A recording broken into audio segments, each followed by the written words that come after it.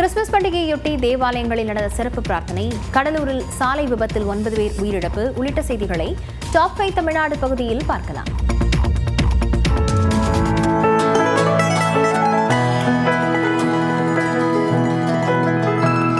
நாகை மாவட்டம் வேளாங்கண்ணியில் உள்ள புனித ஆரோக்கிய அன்னை பேராலயத்தில் கிறிஸ்துமஸ் விழா நேற்று நள்ளிரவு கோலாகலமாக நடைபெற்றது.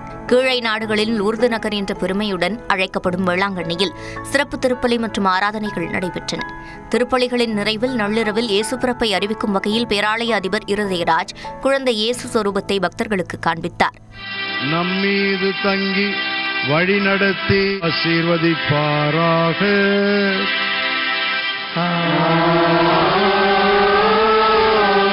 சென்று வாருங்கள், திருப்பலி நிறைவேறிற்று.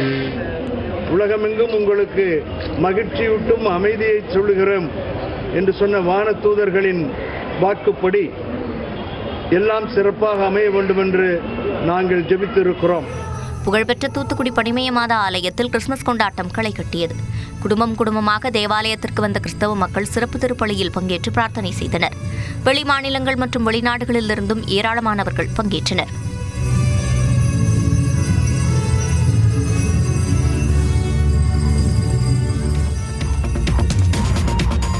தமிழ்நாடு முழுவதும் கிறிஸ்துமஸ் பண்டிகை கோலாகலமாக கொண்டாடப்பட்டது.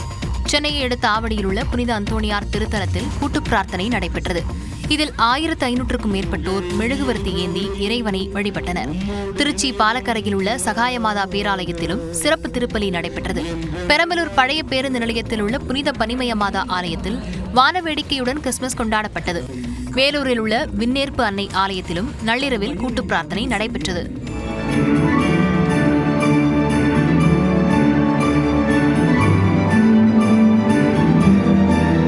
இதேபோன்று உதகையில் உள்ள தேவாலயங்களில் கடும் குளிரையும் பொருட்படுத்தாமல் நள்ளிரவில் நடைபெற்ற கூட்டு பிரார்த்தனையில் ஏராளமானோர் பங்கேற்றனர். தஞ்சாவூரில் 100 ஆண்டுகள் பழமையான தூய அலங்கார அன்னை பேராலயத்தில் இயேசு பிறப்பை அறிவிக்கும் வகையில் குழந்தை இயேசு சொரூபம் காண்பிக்கப்பட்டது. மயிலாடுதுறை புனித பிரான்சிஸ் சவேரியார் ஆலயத்தில் நடைபெற்ற திருப்பலியில் 3000 பேர் கலந்து கொண்டு கூட்டு பிரார்த்தனையில் ஈடுபட்டனர். கிருஷ்ணகிரியில் நள்ளிரவு நடைபெற்ற கூட்டு பிரார்த்தனையில் ஒருவருக்கொருவர் கிறிஸ்துமஸ் வாழ்த்துக்களை பரிமாறிக்கொண்டனர்.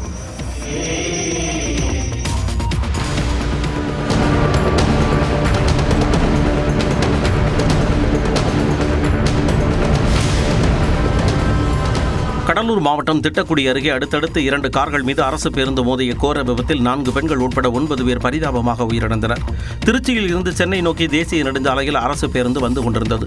இரவு 7:30 மணியளவில் கடலூர் மாவட்டம் திட்டக்குடி அருகே எழுத்தூர் பகுதிக்கு வந்தபோது அரசு பேருந்தின் முன்பக்க டயர் திடீரென வெடித்தது. இதனால் ஓட்டுநரின் கட்டுப்பாட்டை இழந்த பேருந்து சாலையின் மைய தடுப்பை தாண்டி எதிர்புற சாலையில் சென்றது. அப்போது திருச்சி நோக்கி சென்ற 2 கார்கள் மீது அரசு பேருந்து மோதி விபத்திற்குள்ளானது. இதில் 2 கார்களும் அப்படம் போல நொறுங்கின. அவற்றில் பயணித்தவர்களில் 9 பேர் உடல் நசுங்கி உயிரிழந்தனர். காவல்துறையினரின் முதற்கட்ட விசாரணையில் கரூரைச் சேர்ந்த ஜவுளி தொழிலதிபர் ராஜரத்னம், அவரது மனைவி ராஜேஸ்வரி மற்றும் ஓட்டுநர் ஜெயக்குமார் உயிரிழந்தது தெரியவந்தது. இதேபோன்று மற்றொரு காரில் பயணித்த புதுக்கோட்டை மாவட்டம் கரீப் நகரைச் சேர்ந்த முகமது காசிம் என்பவரின் மருமகள் குர்ஷித் பாத்திமா, மகள் ரியானா, மருமகன் முகமது பாரூக், பேத்திகள் அப்துல் பாத்தா, பர்தா மற்றும் கார் ஓட்டுநர் துரை ஆகியோர் நிகழ்விடத்திலேயே உயிரிழந்தனர். காயமடைந்த முகமது காசிம், அவரது மனைவி ரஷிதா பேகம், பேர குழந்தைகள் அப்துல் அஜீஸ், அப்துல் அகர் ஆகிய 4 பேரும் உயிருக்கு ஆபத்தான நிலையில் பெரம்பலூர் அரசு மருத்துவமனையில் சிகிச்சை பெற்று வருகின்றனர். மருமகன் முகமது பாரூக் வெளிநாடு செல்வது தொடர்பாக அனைவரும் சென்னைக்கு சென்று திரும்பிய போது இந்த விபத்து நிகழ்ந்துள்ளது.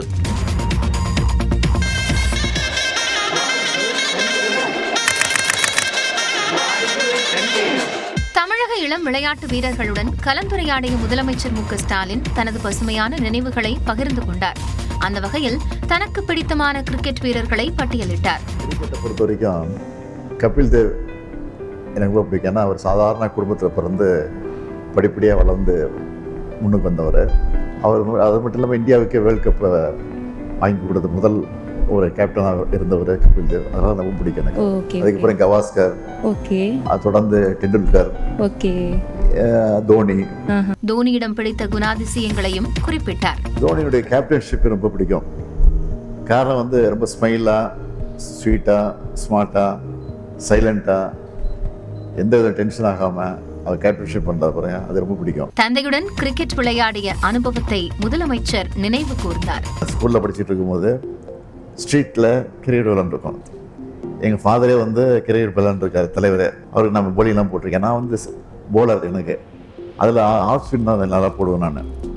அது மட்டும் இல்லாமல் ஸ்கூலில் படிக்கும்போது பார்த்தீங்கன்னா புக் கிரிக்கெட் விளையாடுவோம். விளையாடுவதற்கான வாய்ப்பு கிடைத்தால் தற்போதும் ஆர்வமாக இருப்பதாகவும் முதலமைச்சர் ஸ்டாலின் தெரிவித்தார்.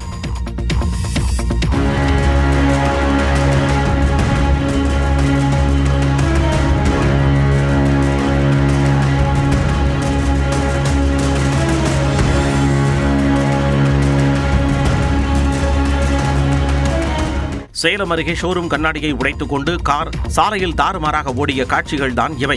சேலம் மாவட்டம் சங்ககிரியை அடுத்த திருச்செங்கோடு பிரதான சாலையில் தனியார் நிறுவனத்தின் கார் ஷோரூம் இயங்கி வருகிறது. ஷோரூமுக்கு கார் வாங்க வாடிக்கையாளர்கள் வந்தபோது நிறுவனத்தின் ஊழியர் ஒருவர் காரில் ஏறி வாடிக்கையாளர்களுக்கு கார் குறித்து விளக்கியுள்ளார். அப்போது திடீரென கார் கட்டுப்பாட்டை இழந்ததாக தெரிகிறது. ஷோரூமின் முகப்பு கண்ணாடியை உடைத்துக் கொண்டு வெளியேறிய கார் சாலையில் தாறுமாறாக ஓடி உயர் மின்னழுத்த கம்பத்தில் மோதி விபத்திற்குள்ளானது.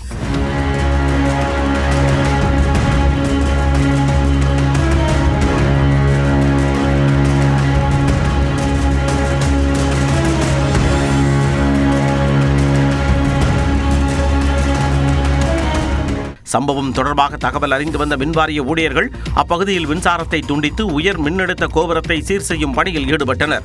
மேலும் சம்பவம் நடந்த நேரத்தில் கனரக வாகனங்கள் ஏதும் சாலையில் செல்லாததால் பெரும் விபத்து தவிர்க்கப்பட்டது. தமிழ்நாட்டின் அரசியல் களத்தை பரபரப்பாக்கிய செய்திகளை டாப் 5 அரசியல் செய்திகள் பகுதியில் பார்க்கலாம். திமுகவின் வளர்ச்சிக்கு நாகூர் அனிபாவின் குரல் துணை நின்றதாக முதலமைச்சர் மு க ஸ்டாலின் தெரிவித்துள்ளார். சென்னை கலைவாணர் அரங்கில் நாகூர் அனிபாவின் 100ஆண்டு விழா நடைபெற்றது. இதில் பங்கேற்ற முதலமைச்சர் ஸ்டாலின் நாகூர் அனிபாவின் 100ஆண்டு தொடர்ந்த மேடையில் பேசிய அவர், கருணாநிதியின் தீரத்தை பட்டி தொட்டி எங்கும் கொண்டு சேர்த்தவர் நாகூர் அனிபா என புகழாரம் சூட்டினார். ஓடி வருகிறான் உதயசூரியன்னு அனிபாவினுடைய குரல் உழைக்காத கழகத்தோட நிகழ்ச்சிகள் தொடங்கினதே கிடையாது. கள்ளக்குடி கொண்ட கருணாநிதி வாழ்கவே, மக்கள் உள்ளம் குடிகொண்ட உண்மை தலைவர் வாழ்கவேன்னு பட்டி தொட்டியெல்லாம் கொண்டு போய் சேர்த்தார். கழகத்தோட வளர்ச்சிக்கு அனிபாவுடைய குரல் துணை நின்றுச்சு. அழைக்கின்றார் அண்ணா, அருமைமிகும் திராவிட துயர் துடைக்க இன்றேன்னு அனிபா பாடுறதை கேட்டா உணர்ச்சி பொங்காம ஒரு தமிழர்களும் இருக்க முடியாது. திமுகவுக்கு மட்டுமல்ல, ஒட்டுமொத்த தமிழ்நாட்டிற்கும் நாகூர் அனிபா சொத்து எனவும் முதலமைச்சர் மு க ஸ்டாலின் பெருமிதம் தெரிவித்தார். எம்ஜிஆரின் ரத்தத்தின் ரத்தங்களையும் புரட்சி தலைவி அம்மாவின் விசுவாசமிக்க தொண்டர்களையும் துரோகத்தால் வீழ்த்திவிட முடியாது. எதிரிகளையும் துரோகிகளும் தீட்டும் திட்டங்கள் பலிக்காது. முன்னாள் முதலமைச்சர் எம்ஜிஆர் நினைவு நாளில் இபிஎஸ் தலைமையில் அதிமுகவினர் உறுதிமொழி எடுத்துக்கொண்ட காட்சிதான் இது. முன்னாள் முதலமைச்சர் எம்ஜிஆரின் 38வது ஆண்டு நினைவு தினத்தை ஒட்டி சென்னை மெரினாவில் உள்ள அவரது நினைவிடத்தில் அதிமுகவினர் அஞ்சலி செலுத்தினர்.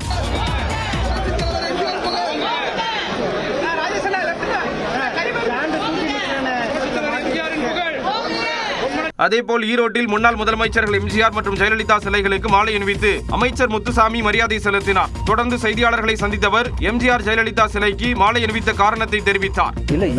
இதுக்கு ஒரு உள்நோக்கமே இல்லை. இது இன்னைக்கு மற்ற நாள் வருகிற பொழுதெல்லாம் யாராவது ஒருவருடைய பிறந்த நாளோ நினைவு நாளோ இருக்கும். இன்றைக்கு தந்தை பெரியாருக்கும் புரட்சித் தலைவர் எம்ஜிஆருக்கும் ஒரே நாளில் நினைவு நாள் என்ற காரணத்தால் இணைத்து சொல்கிறேன். எம்ஜிஆர் மீது முதல்வர் ஸ்டாலின் பற்று கொண்டிருப்பதாகவும் எம்ஜிஆர் பெயரை திமுகவினர் பயன்படுத்த உரிமை உள்ளதாக கூறினார். திராவிடம் என்பது தமிழன் அல்லாதவன் வசதியாக வாழவும் ஆளவும் கொண்டு வரப்பட்ட ஒன்று. அதனாலதான் என்ன சொல்றோம், நாங்கள் திராவிடர்கள் என்று எண்ணுகிறவன் எனக்கு ஓட்டு போடாத.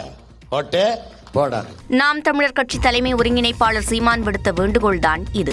வேலு நாச்சியாரின் நினைவு தினத்தையொட்டி தூத்துக்குடி மாவட்டம் ஸ்ரீவைகுண்டம் அருகே செய்துங்கநல்லூரில் நடைபெற்ற பொதுக்கூட்டத்தில் உரையாற்றிய அவர், எது போற்றத்தக்கது எது தூற்றத்தக்கது என்று தெரியாமல் பல தற்கொலை கூட்டம் உலாவி வருவதாக விமர்சித்தார். பிறப்பு ஒக்கும்னு சொன்னது முதல்ல நம்ம தான். கொடியை கூட வேற வண்ணத்தில் வடிவமைக்க அதே சிவப்பு மஞ்சள் தான், தூய சக்தி. அதனால என்ன, ஜனநாயகன் படத்துக்கு பிளாக் டிக்கெட் கிடையாது, எல்லாருக்கும் உள்ள டிக்கெட் தான். அது தூய சக்தி பிளாக்ல விற்காது, டிக்கெட் விற்காது. ஒரு கொடுமை. தொடர்ந்து நெல்லை, பாளையங்கோட்டை, ராதாபுரம், ஆலங்குளம், தூத்துக்குடி, கடையநல்லூர், வாசுதேவநல்லூர், ஸ்ரீவைகுண்டம் ஆகிய தொகுதிகளுக்கான வேட்பாளர்களையும் சீமான் அறிமுகம் செய்து வைத்தார். 100 நாட்கள் வேலை திட்டம் குறித்து பொய்யான தகவல்களை பரப்பி மோசமான போராட்டத்தை நடத்தியதாக பாஜக மாநில தலைவர் நயினார் நாகேந்திரன் குற்றம் சாட்டியுள்ளார். தமிழகம் தலைநிமிர தமிழனின் பயணம் பரப்புரையின் 42வது நிகழ்ச்சியாக நயினார் நாகேந்திரன் கிருஷ்ணகிரியில் கலந்து கொண்டார். அப்போது பேசிய அவர், திமுக அளித்த 525 வாக்குறுதிகளில் 25 கூட நிறைவேற்றவில்லை என விமர்சித்தார். தேர்தல் அறிக்கையிலே சொல்லியிருந்தார்கள் 150 நாட்களாக உயர்த்தி தருவோம் என்று சொன்னார்கள். ஆனால் என்ன தெரியுமா செய்தார்கள்? 100 நாள் வேலைக்கு வரக்கூடிய பெண்கள் ஆண்களை எல்லாம் அவர்கள் வேண்டியவர்களை மட்டும் வைத்துக் கொண்டு அவர்கள் பெயரிலே பணத்தை எடுத்துக்கொண்டு கொண்டார். இதை பிரதமர் நரேந்திர மோடி கண்டுபிடித்து இனி 100 நாள் வேலை என்பது 125 நாட்கள் நாம் வேலை தருவோம், உறுதியாக தருவோம் என்று அறிவித்தோம். திமுக ஆட்சியில் பெண்களுக்கு எதிரான குற்றங்கள் அதிகரித்துள்ளதாக நயினார் நாகேந்திரன் குற்றம் சாட்டினார். களத்தில் தாவேக்கவினர் விழிப்புடன் இருக்க வேண்டுமென தமிழக வெற்றிக் கழக தலைவர் விஜய் அறிவுறுத்தியுள்ளார். இது தொடர்பாக அவர் வெளியிட்டுள்ள அறிக்கையில், பல்வேறு இடையூறுகளை தாண்டி காஞ்சிபுரம், புதுச்சேரி, ஈரோடு என 3 மக்கள் சந்திப்புகளை கண்டதாகவும், நம்மை முடக்க நினைத்தவர்கள் மக்கள் நம்முடன் அணிவகுத்து நிற்பதை பார்த்து விழி பிதுங்கி முடக்கத் தொடங்கியதாக விமர்சித்துள்ளார். மேலும் தாவேக்கவுக்கு எதிராக தலையங்கம் என்ற பெயரில் விடயங்கம் எழுதப்பட்டதாக விஜய் விமர்சித்துள்ளார். ஏளனங்களை புறந்தள்ளிவிட்டு மக்களுடன் மக்களாக இணைந்து தாவேக்கவினர் களமாட வேண்டுமென்றும், தரமிக்க ராணுவ கட்டுப்பாடு மிக்க தொண்டர்கள் என்பதை தரணிக்கு தாவேக்கவினர் உணர்த்த வேண்டுமென்றும் விஜய் அறிவுறுத்தியுள்ளார். வாக்காளர் பட்டியலில் பெயர் உறுதியாகிவிட்டதா என வாக்குரிமை உள்ளவர்கள் பார்க்க வேண்டும் என அறிவுறுத்தியுள்ள தாவேக்க தலைவர் விஜய், உறுதியாகவில்லை எனில் அவர்களின் வாக்குரிமை உறுதியாக தாவேக்க தோழர்கள் விரைந்து உதவிட வேண்டும் என்றும் விஜய் வலியுறுத்தியுள்ளார். நுழைவுத் தேர்வுகளில் மோசடியை தடுக்க புதிய முறை அறிமுகம், மீண்டும் இணைந்த தாக்கரே சகோதரர்கள் உள்ளிட்ட செய்திகளை டாப் 5 இந்தியா பகுதியில் பார்க்கலாம். நீட், ஜேஇஇ, கியூட் போன்ற நுழைவுத் தேர்வுகளுக்கு பயோமெட்ரிக் சோதனையை அமல்படுத்த தேசிய தேர்வு முகமை திட்டமிட்டுள்ளது. மாணவர் சேர்க்கை, பணியிடங்களை நிரப்புவதற்கான தேர்வுகளில் வினாத்தாள் கசிவு, ஆள்மாறாட்டம் போன்றவை முக்கிய பிரச்சினைகளாக இருந்து வருகின்றன. இந்நிலையில் ஆள்மாறாட்ட முறைகேடுகளை தடுக்க பயோமெட்ரிக் சோதனை முறையை தேர்வு மையங்களில் செயல்படுத்த தேசிய தேர்வு முகமை முடிவெடுத்துள்ளது. நடப்பாண்டில் நடைபெற்ற நீட் தேர்வின் போது டெல்லியில் உள்ள சில தேர்வு மையங்களில் பயோமெட்ரிக் முறை சோதனை செய்யப்பட்டது. அதன்படி தேர்வரின் முக அடையாளம், புகைப்படம் உள்ளிட்டவை ஆதார் தரவுகளுடன் ஒப்பிட்டு சரிபார்க்கப்பட்டது. இதைத் தொடர்ந்து வரும் காலங்களில் நீட், ஜேஇஇ, கியூட் போன்ற நுழைவுத் தேர்வுகளில் இந்த சோதனையை செயல்படுத்த தேசிய தேர்வு முகமை முடிவெடுத்துள்ளது. முதற்கட்டமாக அடுத்த மாதம் 21ஆம் தேதி முதல் 30ஆம் தேதி வரை நடைபெறும் ஜேஇஇ முதன்மை தேர்வில் பயோமெட்ரிக் சோதனை அமலுக்கு வரவுள்ளது. கர்நாடகாவின் சித்ரதுர்கா மாவட்டத்தில் லாரி மீது மோதிய தனியார் பேருந்து தீப்பிடித்து எரிந்ததில் 12 பேர் உயிரிழந்தனர். சித்ரதுர்கா மாவட்டத்தின் பெங்களூரு ஹூப்ளி தேசிய நெடுஞ்சாலையில் தனியார் பேருந்து ஒன்று சுமார் 40 பயணிகளுடன் சென்று கொண்டிருந்தது. அப்போது எதிர்பாராத விதமாக கண்டெய்னர் லாரி மீது பேருந்து மோதி தீப்பற்றத் தொடங்கியது. கண்ணிமைக்கும் நேரத்தில் மளமளவென பேருந்து முழுவதும் தீ பரவியது.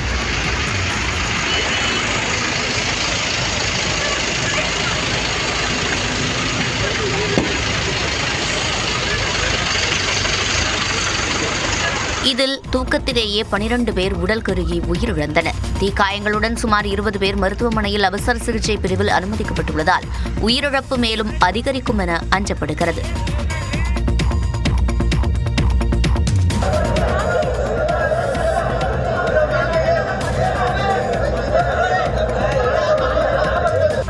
ஆண்டுகளுக்கு பின்னர் உத்தவ் மற்றும் ராஜ் தாக்கரே கூட்டணி அமைத்தது மகாராஷ்டிரா அரசியலையே புரட்டி போட்டுள்ளது.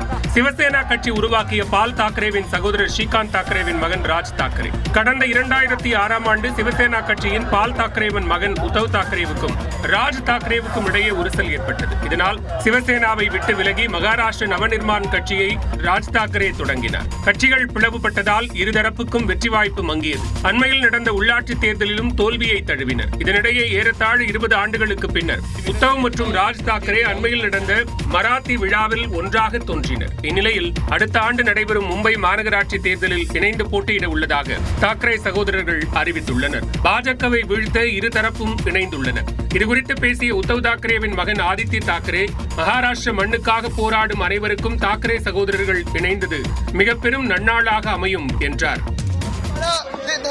मुंबई के लिए, महाराष्ट्र के लिए और जो भी इस महाराष्ट्र की भूमि के लिए लड़ रहे हैं उनके लिए सबके लिए बड़ा दिन है. இருப்பினும் எத்தனை இடங்களில் போட்டி, வேட்பாளர்கள் உள்ளிட்டவை குறித்து இருதரப்பிலும் முடிவு எட்டப்படவில்லை என்ற தகவல் வெளியாகியுள்ளது.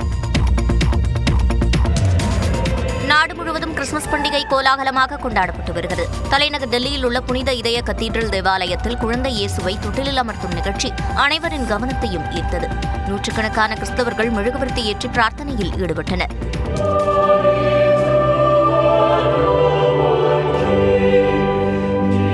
உத்தரப்பிரதேச மாநிலம் வாரணாசியில் உள்ள தேவாலயத்தில் நள்ளிரவில் நடைபெற்ற பிரார்த்தனையில் நூற்றுக்கணக்கானோர் கலந்து கொண்டனர். இயேசு பிறப்பை குறிக்கும் வகையில் பேராயர் குழந்தை இயேசுவின் சொரூபத்தை கையில் எடுத்து கிறிஸ்தவர்கள் மத்தியில் உயர்த்தி காண்பித்தார்.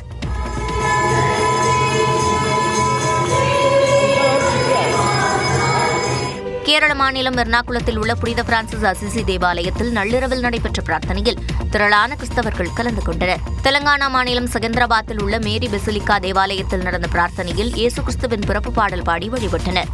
இமாச்சல பிரதேச மாநிலம் மணாலியில் குவிந்த சுற்றுலா பயணிகள் மற்றும் கிறிஸ்தவர்கள் ஆட்டம் பாட்டத்துடன் கிறிஸ்துமஸ் பண்டிகையை வரவேற்றனர்.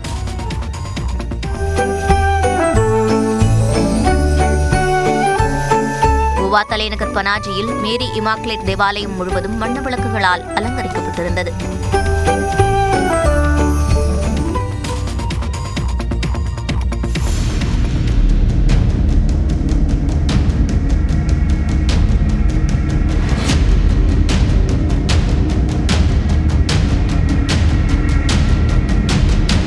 பெங்களூருவில் காதலிக்க மறுத்த பெண்ணிடம் நடுரோட்டில் அத்துமீறி நடந்து கொண்ட இந்த இளைஞர் தற்பொழுது சிறை கம்பிகளை எண்ணிக்கொண்டிருக்கிறார். கர்நாடக மாநிலம் பெங்களூருவில் 29 வயதான நவீன்குமார் என்ற இளைஞர் இன்ஸ்டாகிராம் மூலம் இளம்பெண் ஒருவருடன் பழகியுள்ளார். முதலில் நட்பாக பழகிய இளைஞர் பின்னர் காதலிப்பதாக கூறி தொல்லை கொடுத்ததாக தெரிகிறது. இளைஞரின் தொல்லை தாங்காமல் பணி செய்யும் நிறுவனம் மற்றும் விடுதியை மாற்றிக்கொண்டு இளம்பெண் வேறு இடத்திற்கு சென்றதாக கூறப்படுகிறது. இந்நிலையில் ஞானஜோதி நகரில் சாலையில் நடந்து சென்ற அந்த பெண்ணை காரில் சென்று வழிமறித்த நவீன் அவரிடம் பாலியல் சீண்டலில் ஈடுபட்டுள்ளார்.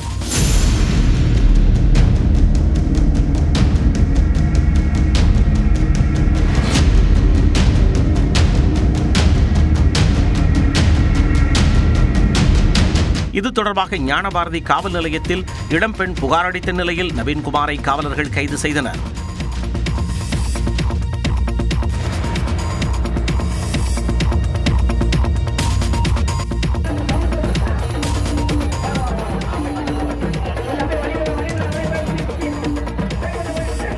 தேனியில் பிரியாணி கடை திறப்பு விழாவிற்கு வந்த நடிகை நமிதாவை காண குவிந்த கூட்டம் தான் இது. தேனி அருகே போடி சாலையில் புதிதாக பிரியாணி கடை திறக்கப்பட்டது. இதில் சிறப்பு விருந்தினராக நடிகை நமிதா கலந்து கொண்டார். அப்போது செய்தியாளர்களை சந்தித்த அவர் நடிகர் விஜய் அரசியலுக்கு சென்றதால் அவரது திரைப்படங்களை மிஸ் பண்ணுவேன் என குறிப்பிட்டார். விஜய் சார் மாதிரி அவ்வளோ கிரேஸ்ஃபுல் டான்ஸர் நான் ரொம்ப கம்மியாக பார்த்தேன். பிரபுதேவா சார், அதுக்கப்புறம் தெலுங்கு இண்டஸ்ட்ரியில் ஜூனியர் என்டிஆர் and நம்ம இண்டஸ்ட்ரியில் விஜய் சார். ஸோ என்னை பொறுத்த வரைக்கும் இவர் தான் more top dancers also as an actor also. So as an actor we will definitely miss his dancing and his grace and his expressions எல்லாம். விஜய் மற்றும் அஜித் வெவ்வேறு துறைகளில் கவனம் செலுத்தி வரும் நிலையில் திறமையான புதுமுகங்களுக்கு இயக்குநர்கள் வாய்ப்பளிக்க வேண்டும் என நமிதா அறிவுறுத்தினார்.